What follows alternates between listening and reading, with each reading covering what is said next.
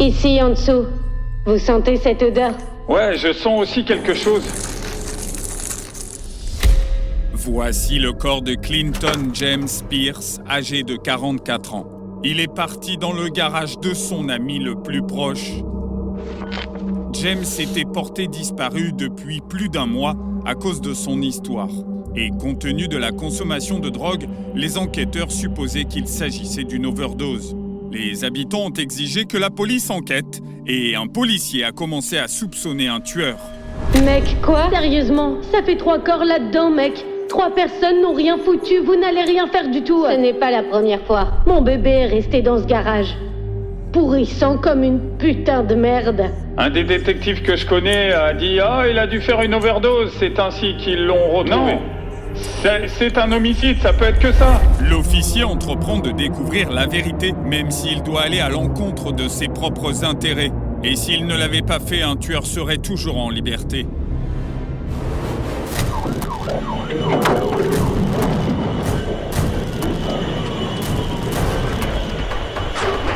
Baisse ta vitre! Mets tes 2 mains d'eau!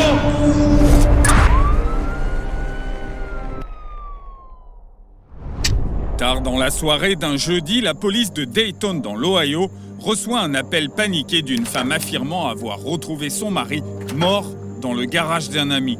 Au bout du fil, c'est Amanda Carson. Elle a la voix tremblante, elle a du mal à contenir sa sœur Nicole. Et lorsque les policiers arrivent, ils n'ont aucune idée que tout le quartier s'est déjà rassemblé. La scène est à 2 doigts de dégénérer dans le chaos absolu. C'est moi qui ai rédigé ce rapport. Bon, eh bien, pourriez-vous venir ici avec moi? On est presque sûr que ses chaussures sont ici. Voici son fils et voici sa femme, juste ici. Bon, ok, pourquoi ne pas revenir? Ah, ce sont vos affaires ici? Eh bien oui, ce sont toutes mes affaires personnelles et ici sous... Oui, là, on dirait que c'est en juste dessous de ça. ici. En dessous. Juste ici, ouais. Sortez, ouais. Reviens par Ouais. ici. Et vous voyez ce truc là-bas, juste là où vous vous trouvez, à votre droite, c'est... Vous sentez Ouais, je cette sens odeur? quelque chose. Là, sous ça, dans le coin. Ça doit être par ici. Il me faut un soutien. Appelez le sergent, hein? Appelez le sergent! Sous des tas d'ordures gît le corps d'un homme de 43 ans, Clinton James Pierce, connu de tous, tout simplement sous les initiales CJ. Sa famille est furieuse, convaincue que la police a ignoré sa disparition pendant des mois, considérant simplement que c'est un toxicomane qui a fait une overdose. Mais l'agent Floyd se prépare à sortir, un résident panique et crie que ce n'est pas le cas. C'est la première fois que quelqu'un meurt dans ce garage. Il est en bas dans le... Où était Jay? Il est parti. Non. Sérieux? Vous ne le ferez pas. Vous n'avez même pas pris la peine de vérifier son putain de garage. Allez, viens. Quoi? Sérieux, ça fait 3 corps ici, mec. Il y a 3 corps. Pourquoi ne le feriez-vous pas? Regardez autour de vous et ne dites rien. Pourquoi voulez-vous qu'on fasse les imbéciles? D'accord, comment obtenir ça? Parce que l'homme qui vit ici a déménagé. Ils sont partis. Je comprends, il figure dans le rapport. Oui, 3 personnes n'ont rien foutu. Vous n'allez rien faire du tout. Ce n'est pas la première fois. Ce n'est pas la première fois. Ce n'est pas la première fois. La scène est un véritable chaos. Nicole, la plante, sa sœur se tient devant la foule, la famille et les voisins de la victime. Selon eux, ici, plusieurs personnes ont été tuées dans le passé. Et avec le potentiel tueur en série en liberté, la foule est furieuse et se rapproche de l'agent Floyd qui doit agir vite. Heureusement pour lui, Nicole sait exactement qui est le tueur et elle va jouer un rôle déterminant dans sa capture. Nous avons essayé de lui dire, il devrait venir jusqu'ici. Il est porté disparu depuis le 15 Charlie. Charlie aurait adoré ce truc. Vous avez le droit d'être en colère, mais on a besoin que vous bougiez au fond de la ruelle. Reculez, d'accord. Allez, descendez, j'appellerai. Eh bien, j'ai les officiers ici, je suis quasiment la seule, assez calme pour leur parler. Je vais donc aller, les gars, discuter avec ces 2 officiers. Que voulez-vous qu'on fasse? Descendez là-bas avec... Si ce n'était pas lui, cet homme est sorti et a pris la déposition. Je veux dire, Jay nous a téléphoné. Il nous a appelés en disant c'est un toxicomane. Il est mort. La seule chose maintenant, ils vont maintenant avoir les preuves pour coincer Jay. Il a un corps de père de famille dans le garage. J'y ai pas touché. Ouais, ils L'équipe ont un cadavre dans le spécialisée garage. arrive. Quoi qu'il en soit, il devra en répondre. C'est vrai. Où est Jay maintenant? Ils vont l'attraper. Allez le chercher. La dame en rose vient de mentionner le nom de Jay, quelqu'un qui, selon elle, a récemment déménagé après avoir tué CJ. L'agent Floyd reconnaît le nom de Jay car il figure sur une liste de personnes portées disparues qu'ils avaient choisi d'ignorer. Jay est le partenaire commercial et un ami de longue date de CJ. Il est désormais introuvable et Floyd craint qu'il est peut-être déjà loin. Mais pire encore, l'agent ne se rend même pas compte que Jay a tenté de dissimuler son acte horrible. Je suis vraiment désolée pour ça. C'est émouvant. Absolument pas, je comprends parfaitement. J'avais un mauvais pressentiment en rédigeant le rapport. Les circonstances qui ont mené à tout cela. C'est moi qui ai appelé le 911. Ok. Sa femme est en bas, c'est sa fiancée. Sa fiancée, ils n'étaient pas encore légalement mariés. À qui appartient Amanda bien Fay. Sa fiancée, oui. Le type qui travaillait ici, sa fille a parlé 10 sortes de conneries à lui dire. Qu'est-il arrivé à votre mari? Tu finiras par le savoir. C'est complètement dingue. Tout a été enregistré, donc si nécessaire, ouais. Donc d'après la petite amie de Jay, ils ont parlé ouvertement du meurtre de CJ en essayant d'intimider la famille, en particulier la sienne et Amanda. Mais avant que l'agent ne prenne la parole pour convaincre Amanda, il doit d'abord persuader le sergent que la mort de CJ est un homicide et pas un accident. Voici le sergent. D'accord. On va aider un peu la famille et ensuite on va faire tout notre possible. D'accord. Bonjour sergent. Et c'est un homicide. C'est une personne disparue à l'origine des circonstances suspectes. Cette maison appartient à des membres de la famille. Et il y avait un type qui vivait ici, il a déménagé il y a peu. Je le cherche en relâche et ils sont passés devant en voiture aujourd'hui. La porte était entrouverte, pas encore sûre, mais il y a quand même une odeur de cadavre. Ils ont ouvert la porte et puis plein de choses et sur le tapis, dans le coin, on a retrouvé le corps de son père. J'ai vu sa jambe, sa chaussure et ensuite on peut voir sa jambe. Quelles sont les circonstances de sa disparition? Apparemment, il travaille, il a une camionnette de travail et il travaille avec le type qui habite là-bas. Mais ils ont dû être expulsés. Avec tout le monde sur le lieu qui pointe du doigt la même personne, les officiers ont maintenant un principal suspect, Jeremy Van Voorhis, 47 ans. Un homme dont ils vont découvrir le long casier judiciaire. Pendant ce temps, l'officier va aller parler à l'épouse de la victime, Amanda. La police croit toujours que CJ était toxicomane et ils n'ont pas écarté la théorie de l'overdose. Amanda dénoncera ensuite comment la police s'est intéressée aux mauvaises choses depuis le début. C'est lui qui est réellement propriétaire de la maison. Je peux aller la chercher pour toi. Ok. Parce que j'ai son téléphone juste ici. Je suppose que son fils s'est battu avec son père et a quitté la maison. Amanda? Ouais, c'est elle. Amanda, je sais que tu ne vas nulle part, ok? Mais tu es la propriétaire? Oui, monsieur. Il y a une raison pour que tout le monde sache. Frappe à la porte et on attrape tout ce qu'on peut. Ouais. Mais c'est parce qu'on le fait sans mandat et cela va réfuter beaucoup de preuves. Pour que les détectives puissent vous parler. Oh, Ouais. je te l'ai dit, il y avait quelque chose qui clochait. Ouais, je suis Il y d'accord. a un... C'est pour ça qu'il ne voulait pas de moi autour de ce fils de pute. Et ce putain de détective, je lui ai dit depuis un mois. Il ne me laissait pas entrer dans la maison ou le garage. Il y a un problème. Bon, eh bien, on ne peut pas rester les bras croisés, on ne peut rien faire, espèce d'enfoiré. Et maintenant, qu'est-ce que tu vas faire? Tu ne vas vraiment pas rester les bras croisés maintenant? Comment cette histoire évolue-t-elle, hein? Il a vraiment sauté d'une voiture. Il a pris la voiture de quelqu'un d'autre, n'est-ce pas? Pendant tout ce temps, mon bébé... Il a été là tout ce temps. Juste ici, sous mon nez. Mon bébé est resté assis dans ce garage. C'est tellement... Il sent comme une putain de merde. C'est toujours cette fermeture.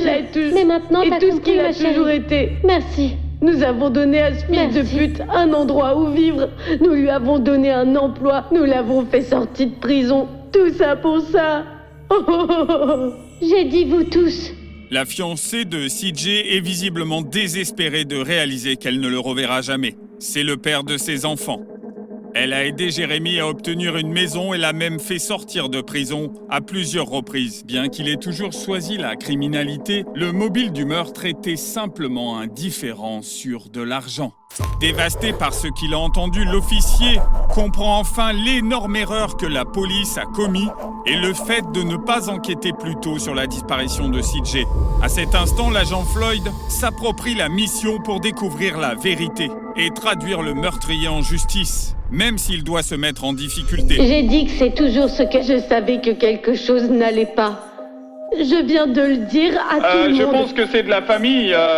Quelqu'un a appelé les détectives pour leur signaler qu'ils consomment de la drogue. Mais les détectives ont rapidement conclu que pendant 12 ans, il n'a rien eu, un emploi stable, des petits-enfants, une famille, possède une maison où il vit avec sa fiancée. Je suis là depuis 15 ans et ils ont dit un truc du style dopé, quoi. Voilà, peut-être fait une overdose. Mais s'ils l'avaient fait, c'est pas comme ça qu'on l'aurait retrouvé. Expliquez-leur ce que vous savez, puisque vous avez pris l'initiative. D'accord, nous avons initié le rapport de disparition le 16 ou 17 juillet. La famille l'a décrit comme quelqu'un ayant un emploi stable, pas eu affaire à la police pendant 12 ans, la belle vie. Son collègue habite ici, le défunt. Et la maison appartient à la famille. Ils lui ont permis de vivre ici, il a un permis de séjour. Ils étaient collègues. Apparemment, ils travaillaient ensemble, ils rentraient ensemble. Il y a eu un comportement bizarre et c'est la dernière fois qu'on l'a vu. Et sur ce bref discours, l'agent Floyd a lui seul fait progresser la recherche du principal suspect dans la mort de CJ. Une arrestation et un mandat d'arrêt est émis contre Jeremy Van Voorhis pour soupçon de meurtre. Peu après, les résidents se dispersent et la police retourne au commissariat, espérant que les résultats de l'autopsie donneront des éléments concrets. Mais personne ne sait où le suspect a pu se cacher. Et cela pourrait mettre des dizaines de vies en danger. Le lendemain même, les résultats de l'autopsie reviennent, révélant une blessure par balle à l'arrière de la tête. Le corps est dans un état avancé de décomposition et les enquêteurs déterminent que CJ est probablement décédé 1 mois plus tôt, au même moment où sa disparition a été signalée. Alors que les recherches pour retrouver Jeremy s'intensifient, l'agent Floyd appelle la femme de la victime, espérant qu'elle puisse l'aider à reconstituer ce qui a poussé Jeremy à s'en prendre à CJ. Selon elle, les deux hommes ont un différend au sujet de l'argent. Jeremy exigeait 30 000 $ en espèces pour le travail, mais CJ a refusé de les payer. Maintenant, l'agent Floyd se rend compte que si Jeremy est capable de tuer par pure méchanceté, nul ne sait ce que ce fugitif pourrait faire. Une autre personne avait des rancunes. Un proche de CJ, Amanda, avait mentionné la femme de Jeremy, âgée de 30 ans, Brandy Van Voorhis. Les détectives ont convoqué Brandy pour un interrogatoire. D'abord, elle est restée complètement silencieuse sans aucune coopération. Mais au fur et à mesure que l'interrogatoire avance, elle va commencer à se lâcher et donner le mobile parfait pour le meurtre. Mais avant ça, Brandy allait partager des détails clés sur CJ et Jeremy et la nature de leur relation instable. Vous pouvez prendre place juste ici, dans le coin. Vous êtes visiblement pas en difficulté. Et j'ai juste besoin d'avoir des informations, obtenir des informations sur votre relation avec Jeremy Van Voorhis. Eh bien, je l'appelle mon mari, mais nous avons été ensemble depuis que j'ai 18 ans. Cela fait combien d'années? Le 28 décembre, je crois. Et comment le sais-tu, Amanda ou CJ? Je les ai rencontrés en vrai par l'intermédiaire d'un ami commun il y a des années. Jay est poseur de moquettes et CJ a eu besoin d'aide à un moment donné. C'était par l'intermédiaire d'un ami commun, quelqu'un d'autre avec qui Jay avait travaillé. Ils se sont rencontrés en quelque sorte par le travail, les affaires. Oui, à peu près. Ils vivaient dans une communauté très soudée, un endroit où tout le monde veillait les uns sur les autres. C'est comme ça que CJ et Jeremy se sont rencontrés et ils ont fini par travailler ensemble. Mais après la disparition de CJ, dans le quartier, tout a changé. Ils se retournent contre eux. Quand CJ a disparu, la famille, je suppose que vous l'avez contacté. Ils ont appelé vendredi soir et nous a demandé si nous l'avions vu. Et Jay a dit non. Et puis sans s'en rendre compte, ils deviennent bruyants et ils se contentent d'accuser et pointer du doigt et provoquer une dispute. Et c'était ce qu'ils allaient faire. Et comment ils allaient nous faire du mal et ça et... Ils vous ont fondamentalement menacé pour essayer de découvrir où se trouvait CJ, n'est-ce pas? Oui, Ils pensaient oui. que vous aviez quelque chose à voir, c'est pour ça qu'ils vous et menacent? ça s'est passé directement de ça à la menace. Nous sommes liés, tu sais. Je ne vais pas le dire que nous passions du temps ensemble et faisions la fête parce que nous ne le sommes pas, ce genre de public. Nous ne buvons pas et tout ça. Mais nos familles sont liées, vous savez. Si l'un des gars ne travaille pas et aucun d'entre nous n'a été pris en charge, alors pour voir tout le monde à la porte d'entrée, c'était un peu dingue. Et ce n'était pas tout.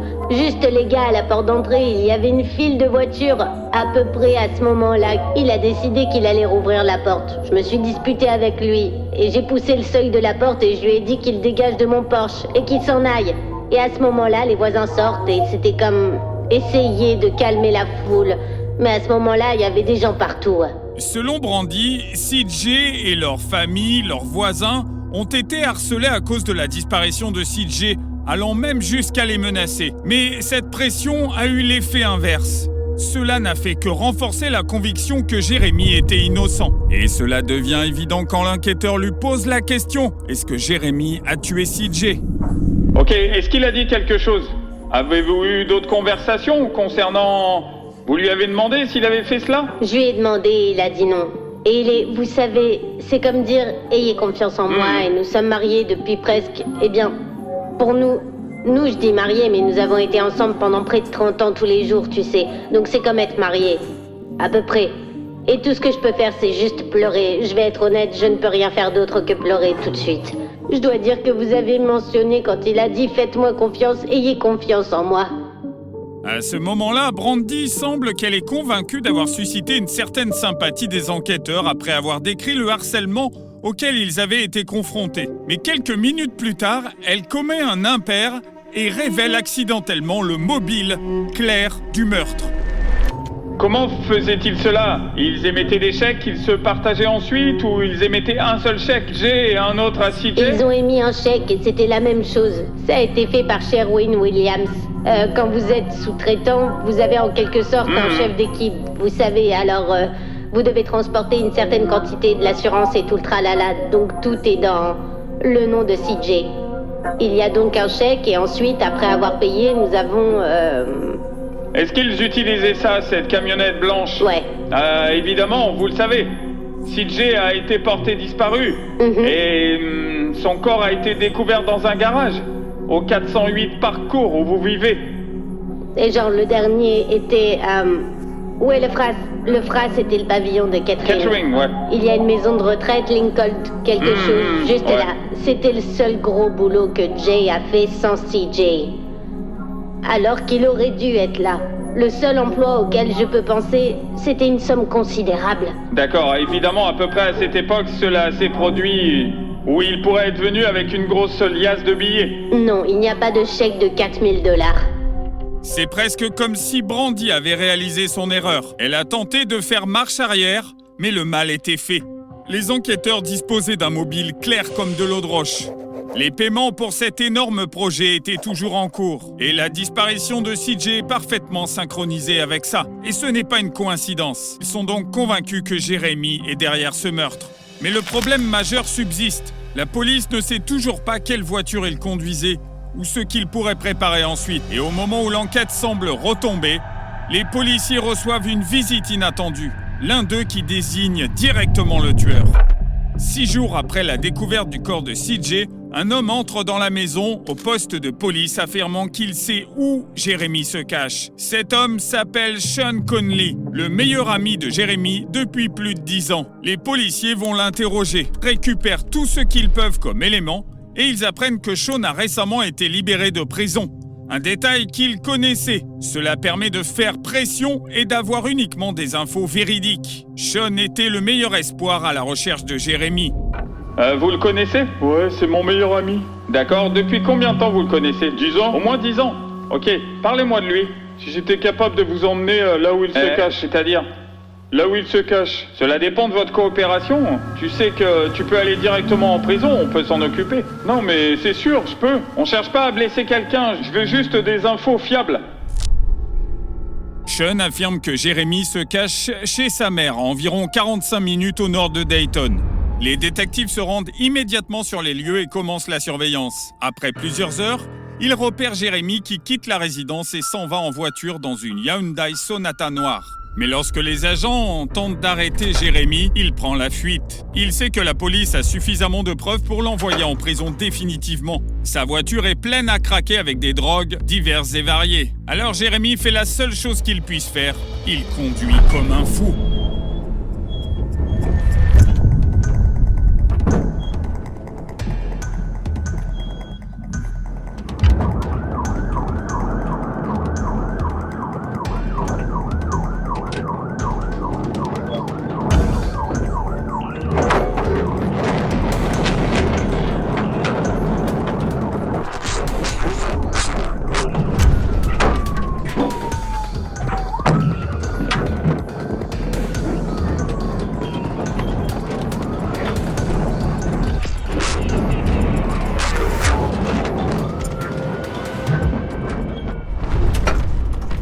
Jérémy conduit de manière extrêmement imprudente, faisant preuve d'un mépris total pour tous les autres usagers de la route. Les policiers doivent l'arrêter. Des vies innocentes sont en jeu. Et quelque chose de complètement inattendu va se passer, mettant Jérémy à genoux. Peux-tu... En bas! Il est en difficulté.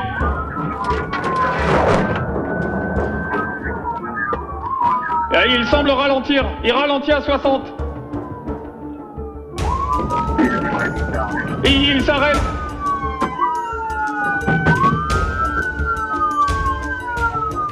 Montre-moi tes mains.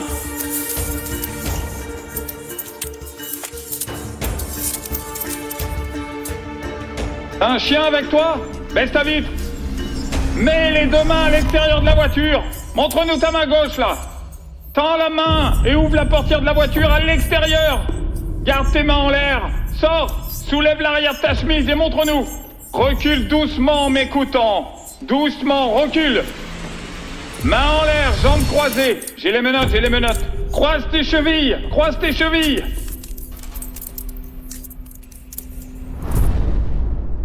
Après une poursuite d'1 heure, un miracle se produit, Jérémy tombe en panne d'essence. Il se gare, lève les bras et ne résiste pas à l'arrestation. Il est menotté avant d'être emmené en prison.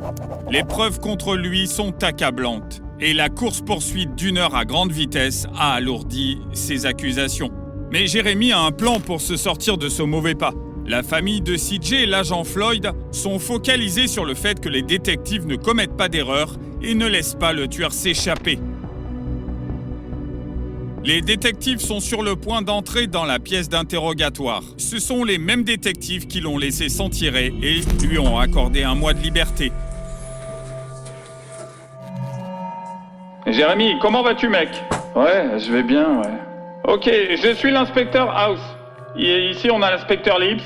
Nous sommes du département de la police de Dayton. Nous enquêtons sur l'incident impliquant Clayton, ok? Est-ce qu'on peut vous parler? On veut connaître votre version. Écoutez, j'ai rien fait de tout ça. J'aimerais voir mon avocat. Réalisant qu'il est dans une situation très délicate, Jérémy demande un avocat. Mais heureusement, les preuves contre lui sont suffisamment solides pour que des aveux ne soient même pas nécessaires. L'agent Floyd peut enfin se détendre en sachant que le meurtrier a été attrapé. Pourtant, il n'arrive pas à se débarrasser de l'amertume que les détectives auraient dû être plus réactifs et que cela a coûté la vie à un innocent. Jérémy Van Voorhis est accusé d'agression criminelle, destruction de preuves, profanation grossière d'un cadavre. Il sera condamné entre 22 ans et la prison à vie. Pour la course-poursuite à grande vitesse, 24 mois supplémentaires sont ajoutés à sa peine. Concernant les 2 autres décès mentionnés par les résidents, la police n'a trouvé aucune preuve que Jérémy était impliqué.